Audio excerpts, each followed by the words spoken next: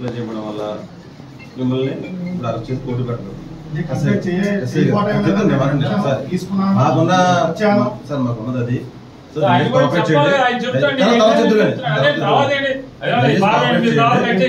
Cooperate చేయట్లేదు నేను అంటలేదండి.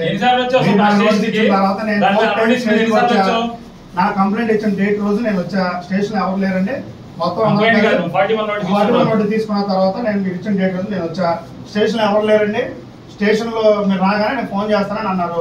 నేను వెళ్ళిపోయా.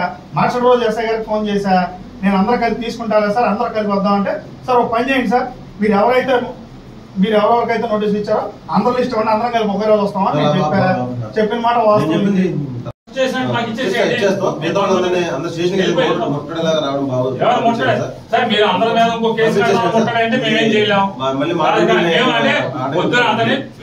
మేనవాడు పెళ్ళుంటే తీసుకొచ్చారు, ఎందుకు తీసుకోవాలి రమ్మంటే వచ్చాడు. నేను పొద్దు నుంచి ఇక్కడే ఉన్నాడు, ఇంట్లో ఆడవాడు ఫోన్లు మా ఆయన పిలిచారు ఎందుకో పొద్దు నుంచి వదలలేదండి అంటే వచ్చాము.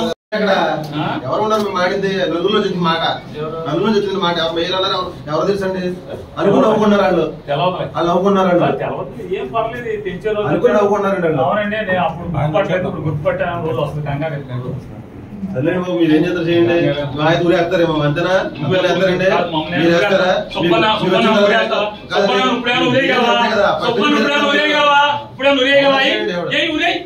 మీ చేత ఊరే సుబ్బన్ నువ్వేం చేయగలవు, ఏం ఉరేస్తామేంటి, ఏం చేయగలవంట, ఉరేయగలవా? వారం రోజు సోమవారం దాకా జైల్లో పెడతావు, అంతకుమించి చేసేది ఏమో సబ్ జైల్లో పెట్టగలవు, అంతకుమించి చేయగలిగేదా? ఉరేస్తారా? ఉరేసేస్తారా? తమాషా అంటావా? ఏం మాట్లాడతాం బంధం తమాషా ఏమంటే అవుతాడా? చట్టం అంటే వెళ్తాడా? బయలు లేదా? చట్టం మీ చేతిలో తీసుకుంటారా? రోజు స్టేషన్ వస్తాడా? రావట్లేదు అరెస్ట్ చేస్తారా? అబద్ధం ఆడుతున్నా సిసిబుట్ ఎత్తిండి మేరా గీరా అని ఏమన్నా చూడక్కర్లా.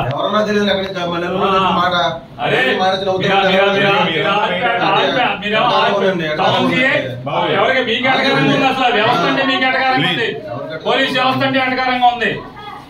ఆయన వచ్చి రిప్లై ఇస్తే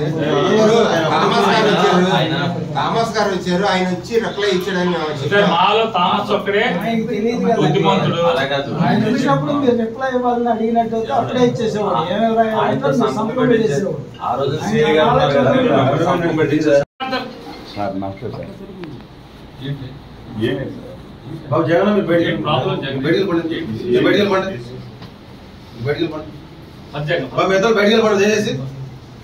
బయటికి వెళ్ళిపోండి కొద్దిగా బయట ఎన్నాళ్ళు ఉంచుకుంటూ ఉంచుకోమని